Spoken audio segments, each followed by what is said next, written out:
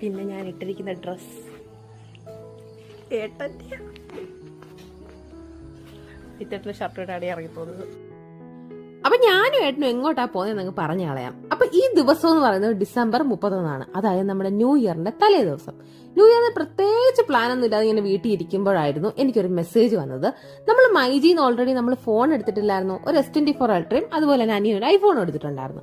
അന്ന് അത് വാങ്ങിയപ്പോൾ നമുക്ക് കുറച്ച് പോയിന്റ്സ് കിട്ടിയിട്ടുണ്ടായിരുന്നു. അതിന്റെ ഡ്യൂ ഡേറ്റ് ആണ് ഈ 31 പറയുന്നത്. 31 കഴിഞ്ഞാൽ പിന്നെ നമുക്ക് ആ സാധനം ഒന്നും വാങ്ങാൻ പറ്റത്തില്ല. അതുകൊണ്ട് ഞാൻ ഏട്ടനെ വാങ്ങി കെട്ടി ഇപ്പൊ നമ്മൾ നേരെ കൊട്ടാരക്കര മൈജി ഫ്യൂച്ചറിലേക്കാണ് പോകുന്നത്.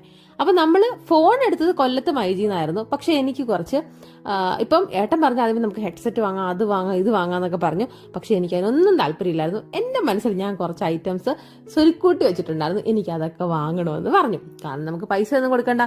ഈ പോയിന്റ്സിൽ നമുക്ക് എനിക്ക് തോന്നുന്നു 1200